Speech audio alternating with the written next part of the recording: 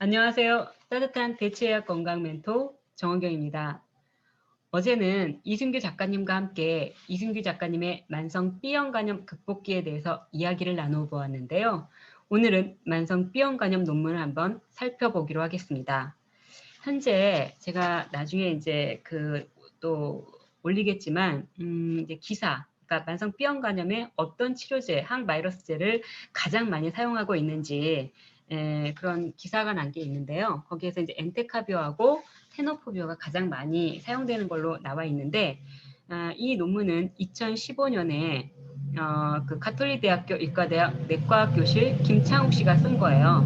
만성 B형 간염의 항바이러스 치료에서 구제요법으로서 테노포비오 단독 치료의 가능성에 대한 논문이거든요.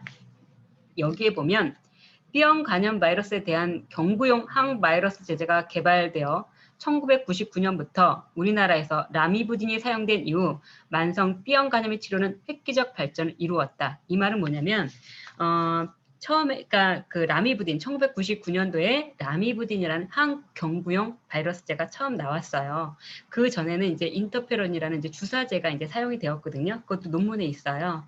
다른 논문에 주사제가 사용이 되었는데 걔가 부작용이 많았어요. 그러니까 그 인터페론을 사용했을 경우에 20에서 40%에서 뭐 이제 발한이라든가 발열, 오한, 그다음에 뭐 전신 무기력, 그다음에 뭐 근육통, 뭐 이제 이런 그 식욕감퇴 이런 그 부작용이 나타났고 10%에서는 약을 중단할 정도의 그런 부작용이 나타났거든요. 뭐 간부전, 뭐 심부전, 심장 이상, 뭐 이런 그러니까 부전이라는 것은 그 간이라든가 심장이라든가 신장이 제 기능을 못하는 그런 상태가 된다는 얘기예요. 그런 증상도 나타났고 정신 발작도 나타났고 뭐 이런 이제 그런 게 이제 그 극심한 우울증이라든가 막 불면증 이런 게 나타나서 약을 중단할 정도의 그런 부작용이 나타났는데 99년도부터 경구용 이제 먹는 그런 항바이러스제가 나왔는데 라미부딘의 이제 그 제품명은 제픽스예요. 이제 얘가 나와서 이제 만성 B형 간염 치료에 획기적인 발전을 이루었다 이런 내용입니다.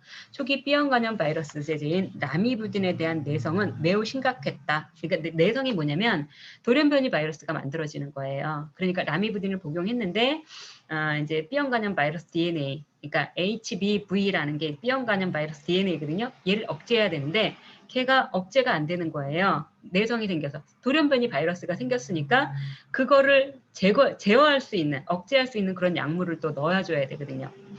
그래서 이제 5년 이상 투여했을 때 누적 발생률이 약 70%의 내성이 발생하니까 굉장히 높은 거죠. 그래서 우리나라에서 라미부딘에 대한 내성에 대한 구제요법으로 아데포비아, 이게 헵세라예요. 어저께 이승기 작가님이 복용했던 헵세라, 얘가 사용하기 시작한 2004년 이전에는 별다른 방법이 없었다는 얘기예요. 그래가지고 라미부딘 내성, 돌연변이 바이러스를 일으키는 거에 대해서 아데포비아를 이제 사용을 했는데 얘도 라미부딘보다는 아니지만 내성을 일으켰고 신장 독성을 일으켜서 아데포비어를 복용할 경우에는 신장 이상 검사를 1개월이나 3개월 간격으로 해줘야 된다라는 그 논문에 나온 게 있습니다. 최근 강력한 항바이러스 효과와 내성 억제력을 가진 경구용 항바이러스 제제인 테노포비어는 이제 비리어드라고 이제 제품명이 비리어드예요. 치료에 사용되면서 만성 B형 간염의 초치료, 그러니까 처음 B형 간염의 이제 약제를 사용한 그뿐만 아니라 다른 경구용 항바이러스제, 다른 경구용 라미부딘이나 아데포비어를 사용했을 경우에 실패한, 그러니까 그거를 이제 사용했는데 내성이 생겨서 다른 이제 그 경구용 항바이러스를 사용해야 할 경우에 구제요법으로서 테노포비의 역할이 주목받고 있다. 그러니까 라미부딘이나 아데포비의 내성이 생긴 경우에 테노포비어를 사용했다. 그런 얘기예요. 그래서 이제 여기 보시면 어떤 내용이 나와 있냐면 우리나라는 B형 간염의 빈도가 높은 나라로서 경구용 항바이러스 제제의 개발 초기부터 많은 환자들이 경구용 항바이러스 제제에 노출되었으며 따라서 내성 바이러스의 문제가 심각할 수밖에 없었다. 라미부딘 내성을 비롯해 아데포비어 내성 및 엔테카비어 내성 등 여러 경구용 항바이러스 제제에 대해 다양한 내성을 보이는 경우를 임상에서 흔히 접하게 된다. 특히 다른 계열의 두 가지 약제, 그러니까는 라미부딘하고 아데포비어 내성을 보이면 테노포비어를 사용했다. 내용이죠. 두 가지 약제 이상에 대한 내성을 보이는 다약제 내성은 항생제 내성에서 슈퍼박테리아의 출현처럼 슈퍼박테리아, 그러니까 바이러스, 아니, 박테리아는 세균을 얘기하는 거예요. 세균 감염은 뭐예요? 폐렴이라든가 결핵 이런 거의 출현처럼 슈퍼 바이러스의 출현, 그러니까 바이러스가 돌연 변이를 일으켰을 경우에 출현과 같은 심각한 문제로 받아들여지고 있다. 그러니까 어떤 약에 대해서 내성이 생겨서 돌연 변이 바이러스를 만들면 그 돌연 변이 바이러스를 억제할 수 있는 새로운 약물이 필요하다. 이제 그런 얘기죠. 임상 연구 환자들이 아닌 실내 내원 환자들, 그러니까 임상 연구가 아니라 실제 자기네 병원에 내원한 환자들을 데이터로 아데포비아 내성이나 다약제 내성, 라미부딘과 만약에 아데포비아에 대해서 내성, 다약제라는 거는 두 약제에 대해서 내성을 보이는 환자에서도 테노포비아 단독요법이 항바이러스 효과가 병합요법에 비해 떨어지지 않는 것을 저자들은 이 연구에서 확인했다. 그만큼 테노포비아가 효과가 좋았다라는 얘기죠. B형 간염의 궁극적인 치료 목표는 완치가 아니에요. 그러니까 B형 간염 바이러스를 억제해서 질환의 진행을 막고 이러한 합병증을 줄이고 생존율을 향상시키는 것이다. 이 말은 뭐냐면요.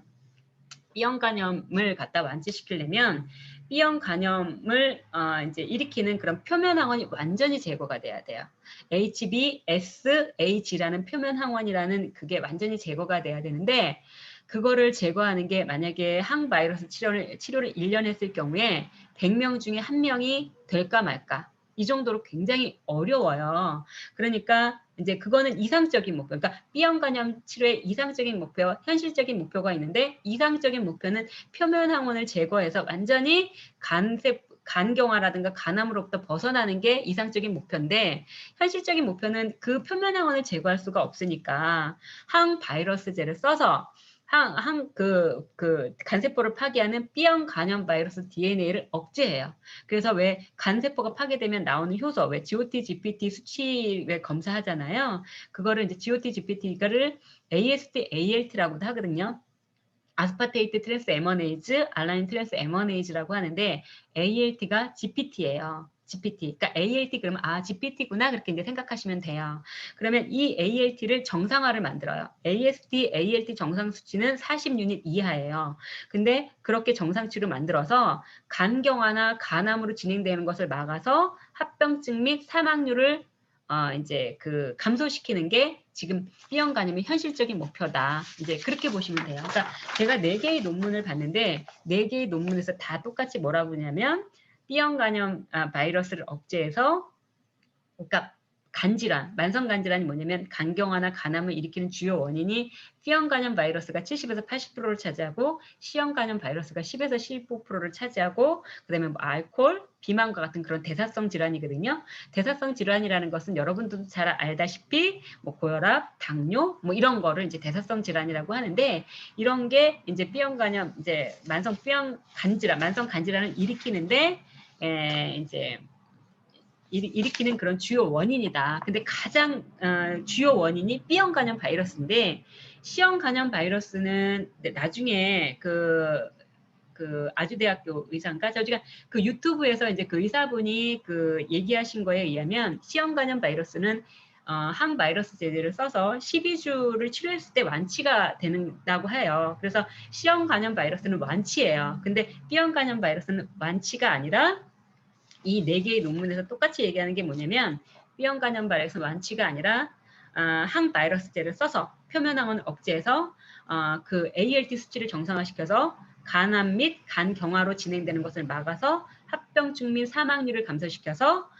이제 합병증 및 사망률을 감소시키는 게 B형 간염 치료의 현실적인 목표다. 이렇게 이제 보시면 되고요.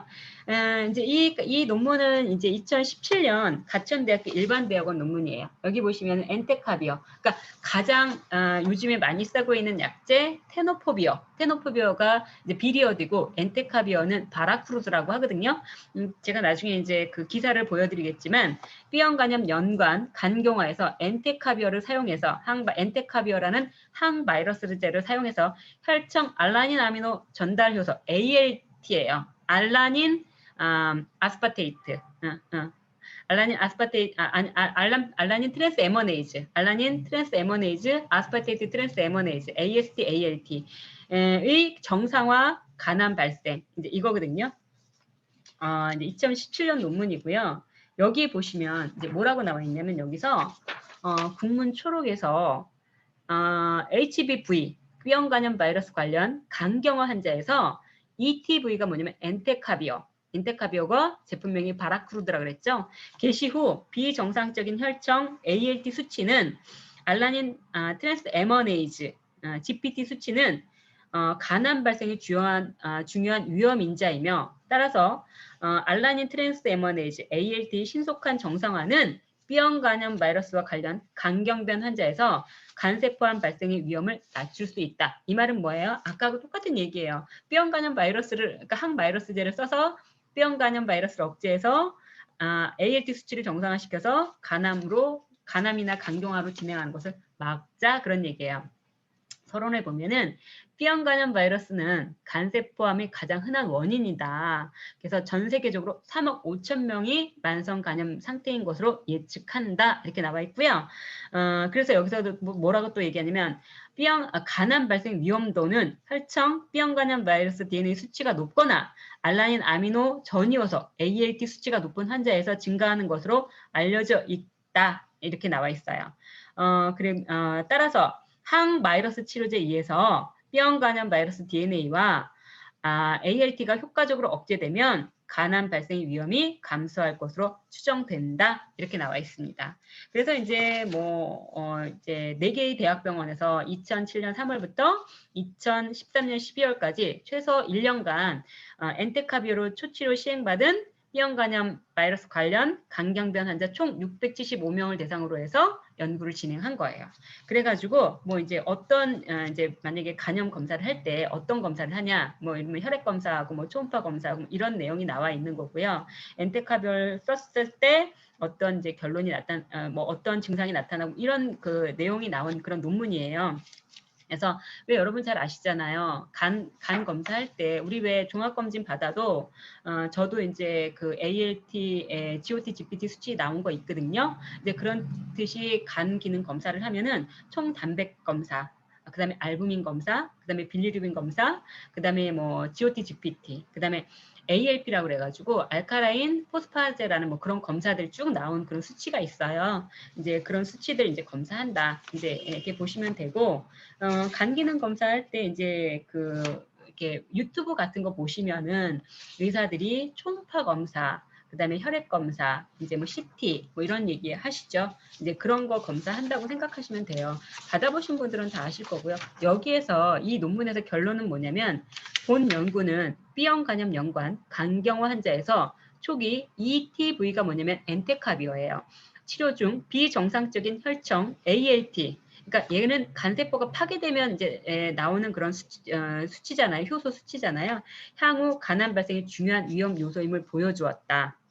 특히 엔테카비어 치료 시작 후 첫 1년 동안 알라닌의 급격한 감소, 얘가 감소해야 돼요. ALT의 급격한 감소와 더불어 지속적으로 정상 ALT, 알라닌 트랜스 에머네이즈가 유지된, 얘가 이제 GPT라고 그랬죠. 유지되는 패턴을 보인 환자들에서 간암 발병 위험이 가장 낮았다.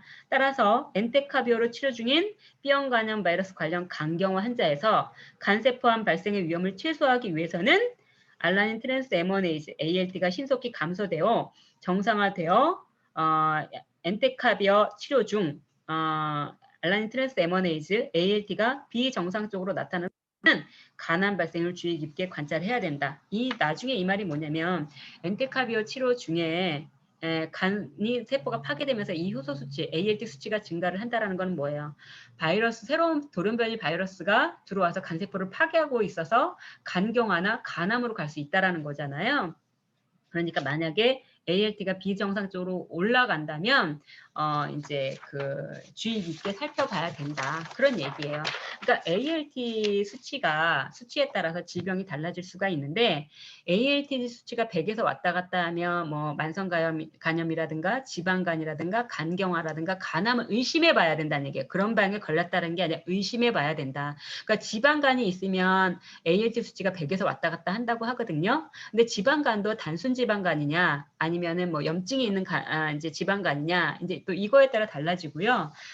이제 의사들의 그런 유튜브를 보시면 그런 내용들이 나와 있으니까 제가 뭐 다른 영상도 또 이제 그거에 대해서 이제 올리면서 그 설명을 하겠지만 이제 그런 식으로 나와 있고요. 그러니까 결론은 뭐냐면 현재 만성간질환, 간경화나 간암을 일으키는 주요 원인은 B형 간염 바이러스라는 얘기예요. B형 간염 바이러스가 70에서 80%를 차지하고 C형 간염 바이러스가 10에서 15%를 차지하고 그다음에 뭐 알코올, 비만과 같은 그런 대사성, 뭐 고혈압, 당뇨와 같은 대사성 질환인데 이런 그 간질환을 갖다가 그러니까 B형 간염인데 가장 큰 위험 인자는 B형 간염 바이러스다. 근데 만성 B형 간염 바이러스는 완치가 아니라 항바이러스제를 써서 B형 간염 바이러스 D를 억제해서 ALT 수치를 정상화시켜서 간암 및 간경화로 가는 것을 막아서 합병증 및 사망률을